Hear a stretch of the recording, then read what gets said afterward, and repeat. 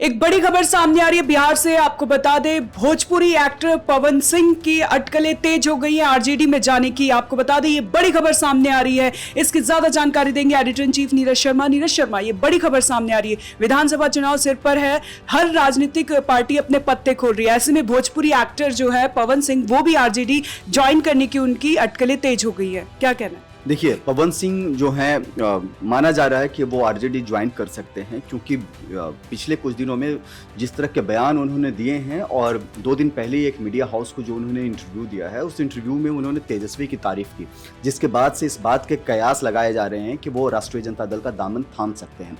फिलहाल साक्षी, मैं आपको बता दूं कि इसके बारे में पुष्ट खबर नहीं है। ये माना जा रहा है कि वो आरजेडी या महागठबंधन में शामिल हो सकते हैं। पहले यह भी दावा किया जा रहा था कि वो जनसुराज में शामिल हो सकते हैं, प्रशांत किशोर की टीम का हिस्सा हो सकते हैं। लेकिन पिछले 2-3 दिनों में जिस तरीके से पवन सिंह के जो बयान सामने आए हैं और जिस तरह का इंटरव्यू में उन्होंने तेजस्वी यादव की तारीफ की, उसके बाद से यह माना जा रहा है कि पवन सिंह जो हैं राष्ट्रीय जनता दल का दामन थाम सकते हैं, आरजेडी की सदस्यता ले सकते हैं।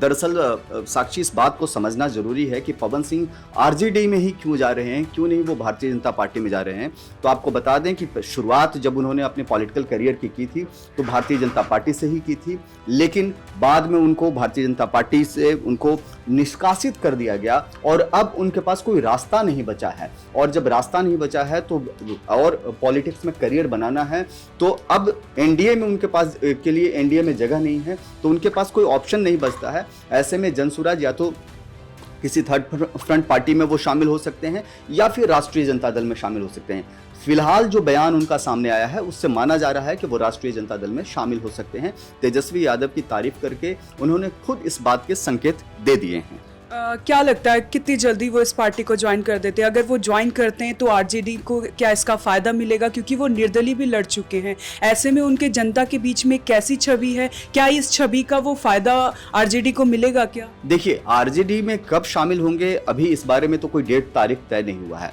अभी, लेकिन आशंका जताई जा रही है, संभावना जताई जा रही है कि वो राष्ट्रीय जनता दल में शामिल हो सकते हैं। रही बात उनके फायदे और नुकसान की, तो देखिए, वो भोजपुरी के मेगा स्टार माने जाते हैं, बड़ा नाम है, बड़ा कद है, पैसा भी है। तो सब कुछ देखने के बाद और जिस तरीके की उनकी भीड़ उनकी सभाओं में आता है, तो भीड़ जुटाव तो है, लेकिन वो भीड़ वोट में कितना तब्दील होगी वो बहुत इंपॉर्टेंट है साक्षी। और काराकाट में जिस तरीके से वो चुनाव हारे, तो उससे और समझ में आ रहा है कि बहुत कोशिश के बाद भी वो चुनाव नहीं जीत पाए। तो उनको लग रहा है कि कहीं ना कहीं संभावना जो बन रहा है, उस पर उनको काम करने की जरूरत है।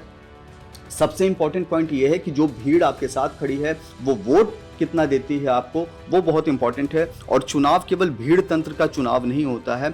चुनाव में आपको जातिगत सहारा देखना पड़ेगा, जातिगत वोट बैंक देखना पड़ेगा, बाकी अलग अलग मोर्चों पर अपने चीज़ों को देखना पड़ेगा।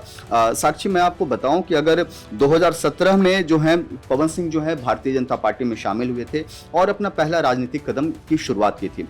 बाद में जब चुनाव सिर पर था, अभी 2024 का लोकसभा चुनाव, तो उनको आसनसोल सीट ऑफर किया गया था। आसनसोल सीट पहले भी भारतीय जनता पार्टी के पास था, आसनसोल सीट उनको ऑफर किया गया, लेकिन उन्होंने आसनसोल सीट से चुनाव लड़ने से मना कर दिया। और जब मना कर दिया तो उसके बाद जो है वो जबरदस्ती जो है काराकाट में लोकसभा चुनाव लड़ने उतर गए और वहां उपेंद्र कुशवाहा उनके एनडीए के खेमे से चुनाव मैदान में थे। लिहाजा द्वंद्व के हालात को देखते हुए भारतीय जनता पार्टी ने पवन सिंह को निष्कासित कर दिया पार्टी से। अब उनके पास कोई रास्ता नहीं बचा है, और जब रास्ता नहीं बचा है तो एंटी पार्टी एक्टिविटी उनको बताया गया था 2024 में, और उसके बाद बीजेपी से उनको हटा दिया गया था। 9 मई 2024 को काराकाट से उन्होंने निर्दलीय उम्मीदवार के तौर पर उन्होंने नामांकन भरा और हार मिली। 1 जून 2024 को जब चुनाव में उन्हें 3.25 लाख वोट मिले, लेकिन सीपीआई एमएल के उम्मीदवार जो राम सिंह हैं उनको 4.25 लाख के अराउंड वोट मिले। तो इस तरीके से करीब 1.25 लाख वोट से वो चुनाव हार गए। लेकिन सवाल ये है साक्षी कि अब आगे क्या, तो उनके पास कोई ऑप्शन नहीं बचता है। जैसा मैंने आपको बताया कि एनडीए से बीजेपी ने उनको हटा रखा है, एनडीए में उनके लिए कोई जगह नहीं बचती, तो महागठबंधन के किसी दल में जाना उनके लिए ज़्यादा बेहतर है। अगर जातिगत पॉइंट ऑफ व्यू से देखें तो वो देख रहे हैं कि वो खुद जो है ठाकुर समुदाय से आते हैं, राजपूत जाति से आते हैं।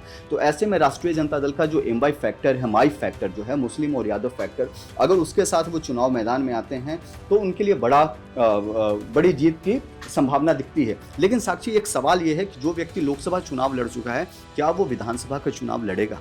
ये बड़ा सवाल है और ये पवन सिंह पर भी से भी पूछा जा सकता है कि क्या वो विधानसभा चुनाव लड़ने के मूड में हैं या नहीं। फिलहाल ये तो तय माना जा रहा है, जो आशंका, जो संभावना जताई जा रही है कि वो राष्ट्रीय जनता दल में शामिल हो सकते हैं, क्योंकि उनके पास कोई दूसरा रास्ता नहीं है। लेकिन सवाल अभी भी है कि क्या वो विधानसभा का चुनाव लड़ेंगे या नहीं।